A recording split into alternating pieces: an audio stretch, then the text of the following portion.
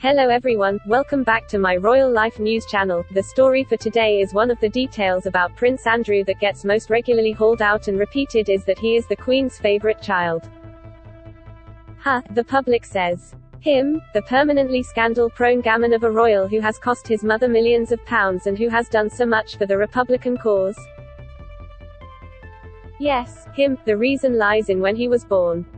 When Her Majesty had son Prince Charles a year after marrying Prince Philip, she was 22 years old, and then when she promptly produced Princess Anne 2 years later, she was only 24.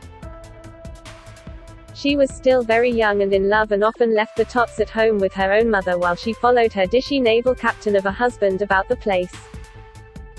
Then in 1952, her beloved father passed away, shunting her onto the throne decades before anyone had thought that would happen, meaning the demands of state and the Commonwealth trumped tea-time frolics in the nursery.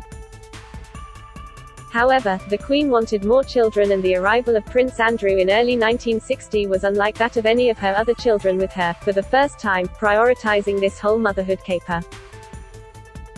She even chose to skip the opening of Parliament during her pregnancy for the first time, which is telling.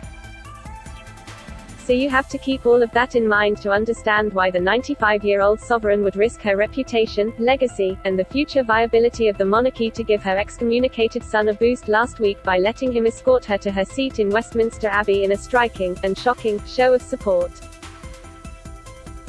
Now, a new report has revealed the lengths that Buckingham Palace tried to go to prevent the press from showing the world what was going on inside the 1,000-year-old church. Translation: even more damn proof of the lengths that the Queen will go to try and protect her son, even at the expense of the royal house's reputation.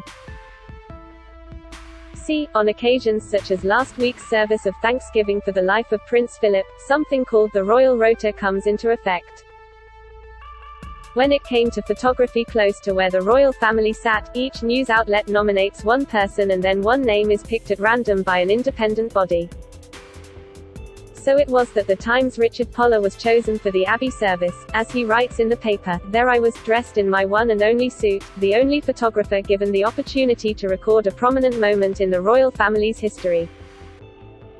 However, things got off to a very rocky start. This event started in a high state of panic. "I had just been told by a Buckingham Palace press officer that I could not photograph the arrival of the Queen into Westminster Abbey," Poller writes. "Only once she was seated, they said. Naturally, I balked at the order. Keep in mind here, this was not about preserving the dignity of Her Majesty, who has started using a walking stick in public and for whom her mobility is an increasingly serious issue." As Poller points out, the service was being broadcast live by the BBC. "I was with two smiling and pleasant press officers from Buckingham Palace, both of whom I had worked with before. They told me I would not be able to photograph the entrance of the Queen until, basically, they said I could," the experienced snapper wrote. The palace officials stood firm, no pictures until she was seated. And that's when the news filtered through to us, the Queen would be escorted to her seat by the Duke of York. "This changed everything. I absolutely need to photograph this," I said. The arrival of the Queen was now the major news event. I could see them wavering, but they repeated that the no-picture order came from the top, and that it wasn't up to them. Long story short, the aides finally relented and Poller got the shot, albeit with some fancy footwork. But that's not the point. What is this scene inside between Poller and royal flunkies not so much speaks volumes as screams that Buckingham Palace knew what a colossal misstep it was for the Queen to give her tainted son such a starring role in proceedings, and yet he was still allowed to do so.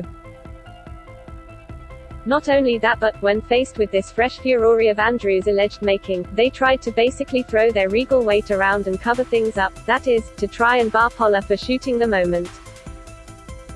I am honestly so tired of this.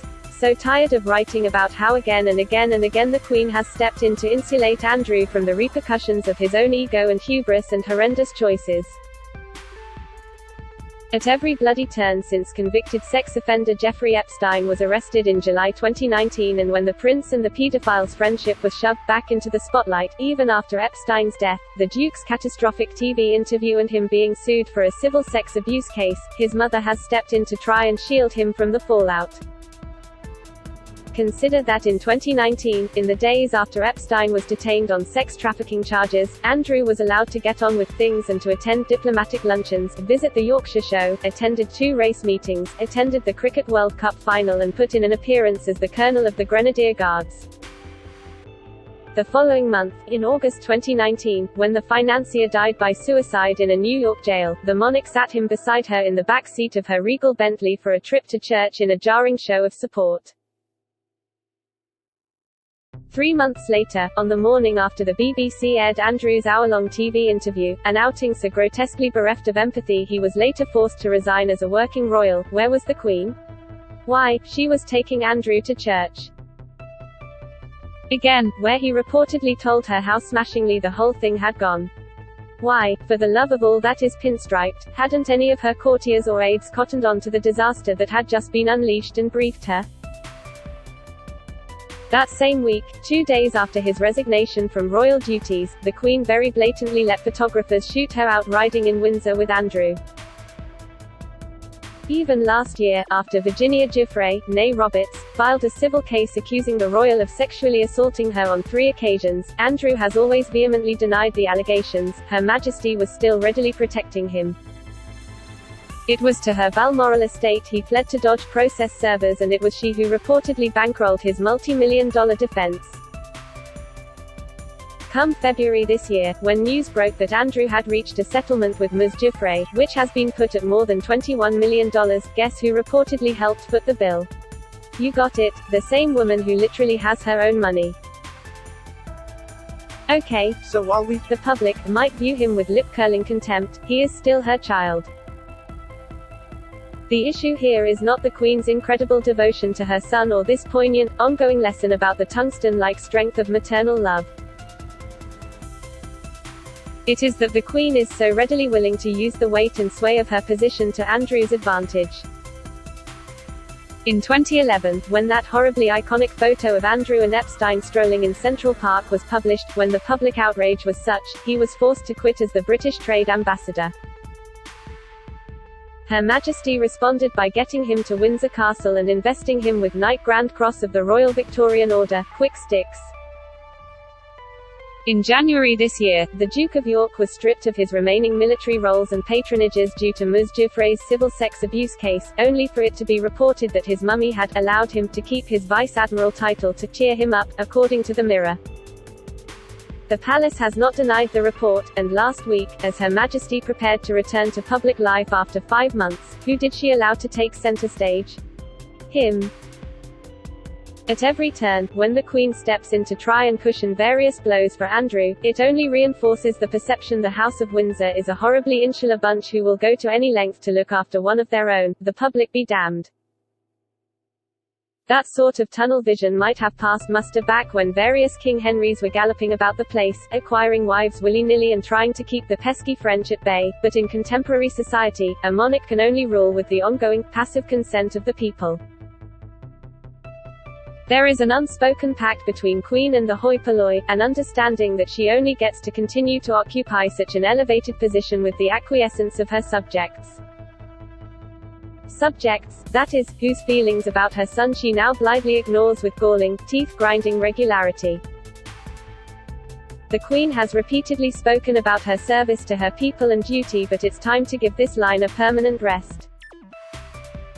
We know who Her Majesty will pick in the moment when she has to pick between her son and her subjects. And luckily for us, and thanks to Richard Poller, we have photos to back it all up. That is all for today news. Please make sure to leave your comment and subscribe the channel below for more news update.